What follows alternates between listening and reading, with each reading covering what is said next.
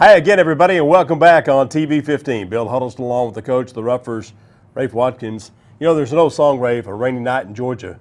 Well, it was definitely a rainy night at Indian Bowl last Friday night, but the tears were for happiness when it was all said and done with a 16-7 win over Ponca City. It was, you know, it was a miserable night. I mean, it depended on if you was playing it, it was fun, but as a coach and a spectator, it was not very good. But, you know, for homecoming, I hate it because that's always a great gate for us. The rain kept a lot of the folks away, and hopefully I was able to listen and watch you all on the internet feed. But you know, we didn't play great offensively, probably our worst outing. And, you know, a lot of it's going to be due to the weather. If you looked at throughout the state, a lot of people struggled throwing the ball and stuff. Shawnee, which we're watched against Sand Springs for this week's game, getting ready. They have a great quarterback, and he was 0 for 6 in his game. So offensively, you know, other than just at the very end, we looked pretty miserable. Special teams was outstanding, and defense once again. You know, our defense has been strong all year long, other than maybe the third and half of the fourth quarter against Putnam City West. We feel like we've been really strong defensively, but a great effort the other night. Should have got a shutout if we don't have the one miscue in the punting game. But overall, you know, the main thing is a win, and hopefully we're up here in about 9 weeks saying how ugly did we win that state championship game. You know, I'll take ugly wins as long as we keep getting wins. But we obviously have to get a lot better offensively. Well, it was a rainy night, a miserable night for the fans that could not attend. It was a celebration for Phoenix Coleman because as the homecoming queen, Rafe, she's going to be a happy homecoming queen because her football team won on Friday night. We've got some of those highlights from last Friday night's ball game. Let's roll our video. Coach, right here we're going to see our special teams set up the game's first points. Yeah, this was after the first drive. We actually had a really nice drive to start off with, and then it had a penalty that killed us, but we get down here and pin them deep. Probably could even got a few more yards out of that, but the first play we swarming really well on defense and get him to a punting situation, and then we have our guys collapse on him. He fumbles the snap again. It doesn't do it justice on here how hard it is raining at this point in time. I mean, this looks like there's really nothing going on, but when it shoots back to some of those puddles there behind when they get ready to punch, you can see how hard it's going down. Nice play by Jarod Hagerman on that last tackle. Yeah, Jarod Hagerman has been really playing well, and here, 2 of our seniors get the sack for the safety. Again, the defense I just thought was outstanding all night. They had 2 or 3 plays. Here's a great play by Colton Edwards. You know, Colton's just had a great season so far, one of our senior leaders.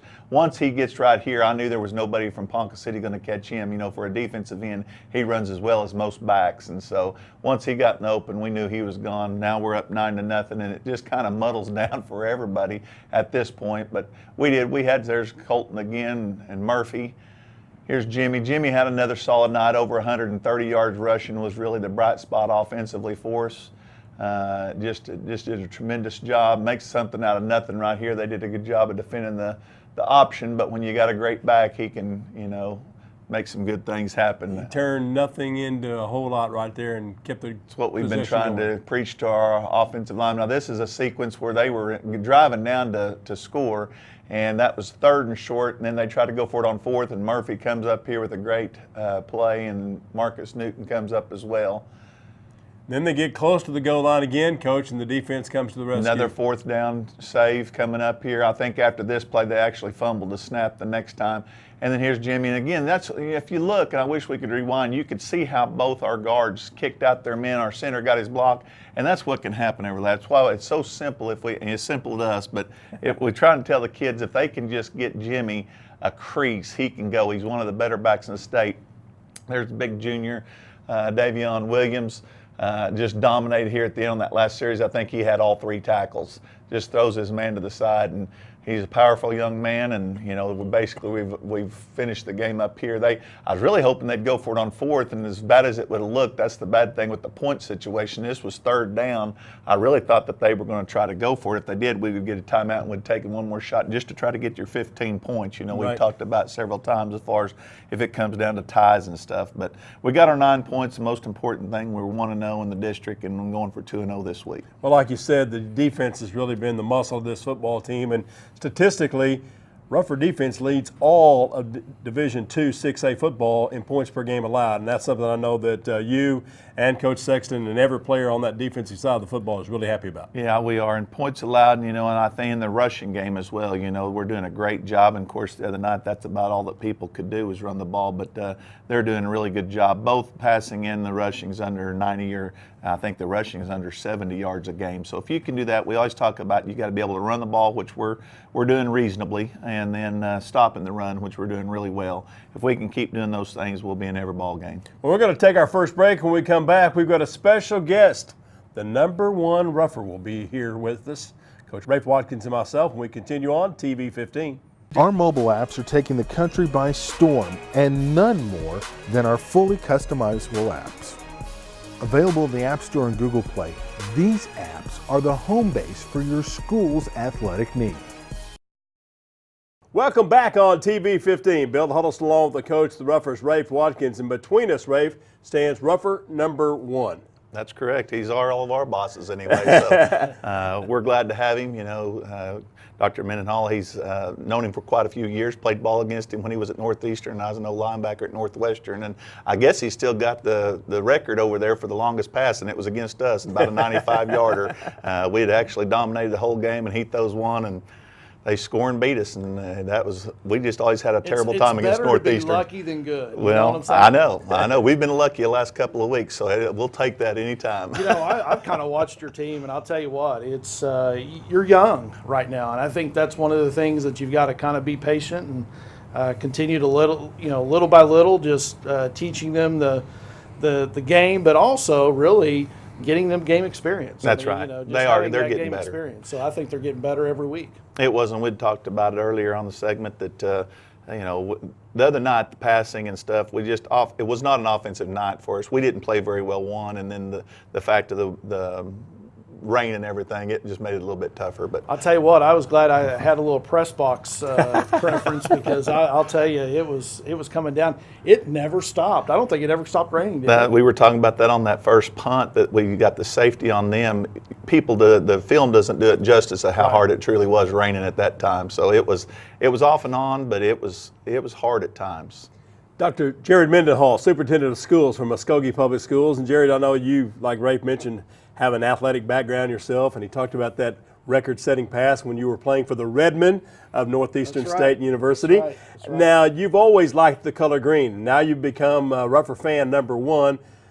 Like a football coach, a superintendent has to have your own game plan. And I know you've been working very hard here in this first semester to come up with a winning game plan. Well, one of the things I've already done, like this morning, we are having what are called superintendent coffees at each one of our school sites. And really, it's given me a chance to really not only get to know people, but also I'm completing what's called a SWOT analysis: strengths, weaknesses, opportunities, and threats. And so one of the things I will do with that is actually present to the board kind of the findings and what I see through my lens of where we are as a school district. What I will tell you, we do a lot of things well. We've got the new tech program that's going on. We have the Fab Lab, Sadler Arts Academy. I mean, I can go on about the things that we're really doing well. And so kind of capitalizing off of those and moving forward. Well, like we've talked, Rafe and I have talked on and off before, athletics also is the front porch of any house. Absolutely. Especially when it comes to your public schools and in your community. And athletics, whether it's football or whatever it is a front door to success for Muskogee. But there's a porch that's built all around this house that has an open door of great things that need to be known. Well, and when you really look, you're exactly right. When you look at the things that have happened in Muskogee over the years, they've been known for athletics. They've always been known to be very tough in no matter whether it was football or wrestling or whatever it was. They were always a really good team to play. So I know when I was a coach, I never liked coming to the Indian Bowl because it was a good chance we were going to get beat. But I will tell you that one of the things that we've tried to do is really look at our facilities, look at the things that we're doing, and really develop a plan for that. So you're going to see in the next few months a long-range planning committee putting together stakeholders from the community, really talking to them about what is it that we need to do and how do we move forward. And I think that's too another credit of you is that already in your short time in Muskogee, you've made yourself available, not just there at 2nd and Broadway at the Best Center, but you've been out in the community. You've been on your school sites. You've been interacting with your principals as well as your teachers and the students, as well as the parents and those people that take care of these kids, because we all are one big Rougher family.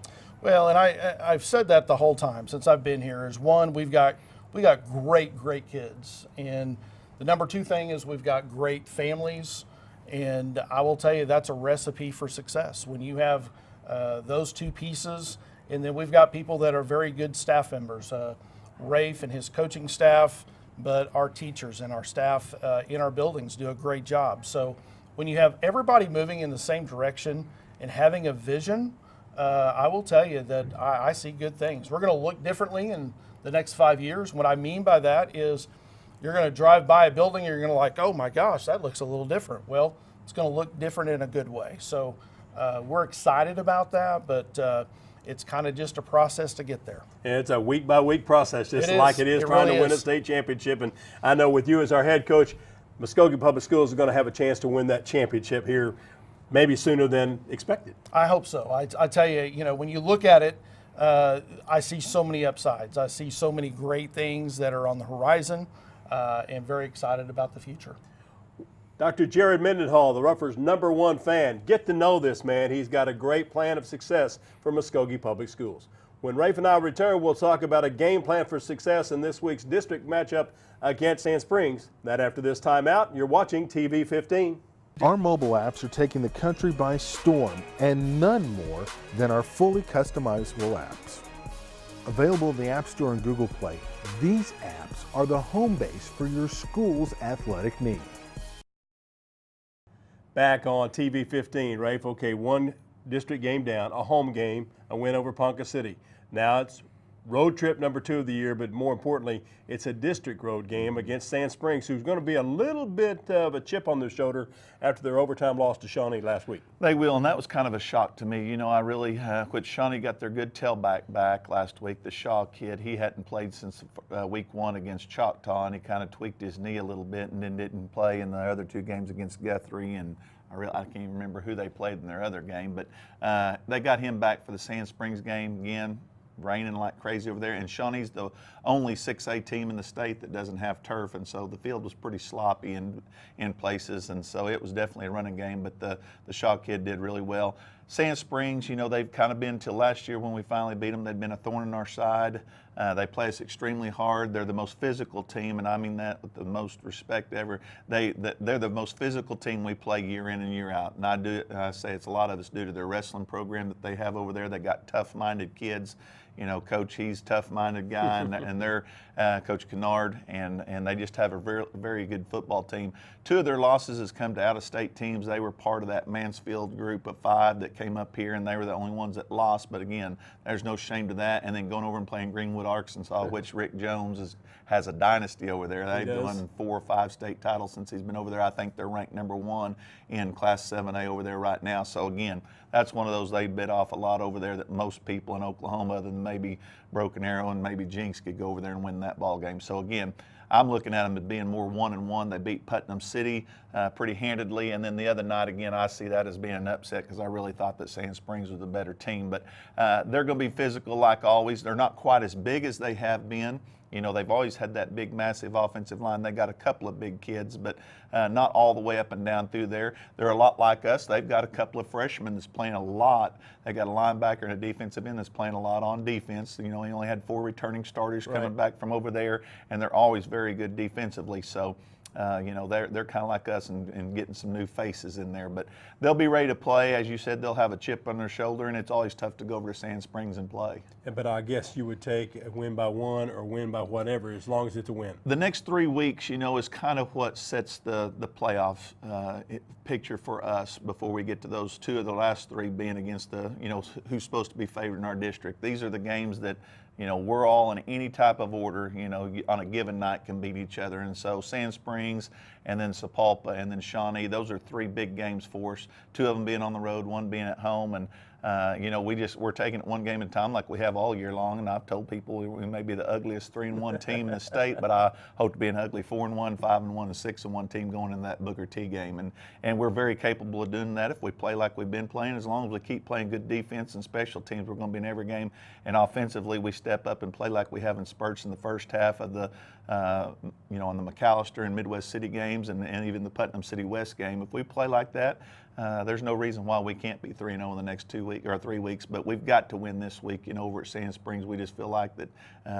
that's one of those that's it's huge for us. Well, it will be a big ball game on Friday night, and the Roughers need you to be there to see the action. Bring the Rougher Nation. Make lots of noise. Let them know you support them out there on the gridiron. If for some reason, though, you can't make it, of course, you can follow our live stream broadcast. We'll be on MuskogeeAthletics.com, or you can download the Mascot Media app and just set it up to follow Roughers all season long. You can do that, and then remember, we'll have our pregame at 6:30 and kickoff at 7. Rafe, hopefully next week we'll be talking about win number 4 and a 2-0 start in More district importantly, play. 2-0 in district play. Absolutely. Right. That's the only record that matters now. But for head coach Rafe Watkins, I'm BiIl Huddleston. Until we meet again, as always, it's a great day to be a Rougher.